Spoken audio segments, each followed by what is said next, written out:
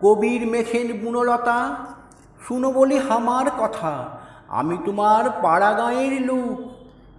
কেমন করে দূরে দূরে অনেক বছর ঘুরে ঘুরে দেখেছিলাম তোমার মতন চুখ।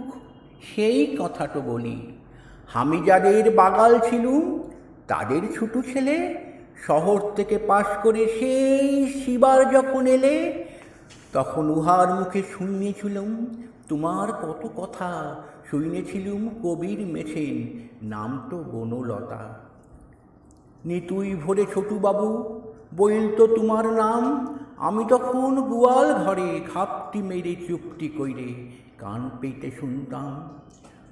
চোখ দুটো তার পাখির বাসার মতো, শুনে আমার মনটো কেমন হতো। কালো চুলের বাস লাগতো নাকে, আমি ভাবতাম বুনলতা সে কোথাকে থাকে। সারা জীবন আমিও কত খুঁড়েছি কাম দেশ, বারমাসিয়া, লাল পাহাড়ি, রানেশ্বর আর শেওড়াখুড়ি। ঘুইরে ঘুইরে চলার যখন শেষ, তখন এলাম পাথর খাদান ধারে।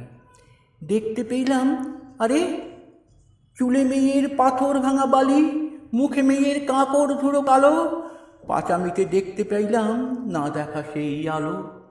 কবির মেছেন দেখা হলো নদীর ধারে যাইয়ে, লাজে মাতাল মেয়ে, কত সরম নামানো মুখ, রা নাইকো মুখে। আমি চরম সুখে খ্যাপার মতো বলে দিলুম, ও মেয়ে তুই পাগল করে দিলি। সাঁঝের বেলা নদীর ধারে শিবৈল্য চুপিসারে, এতটা দিন তুই কোথাকে ছিলি? আমি বললুম, ঠাউক সব কথা, তুই তো শুধু হামার মেছেন, হামার বুনলতা।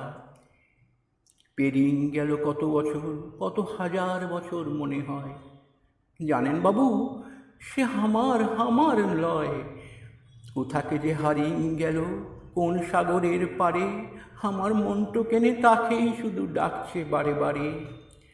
সারাদিনের কাজের পরে পাখি যখন ফিরছে ঘরে, কাজের শেষে যখন একা, কোনো কিছুই যায় না দেখা, যায় না শোনা কোথাও কোনো কথা, তখন শুধু অন্ধকারে উলো কিছু লোক উঁচি মারে।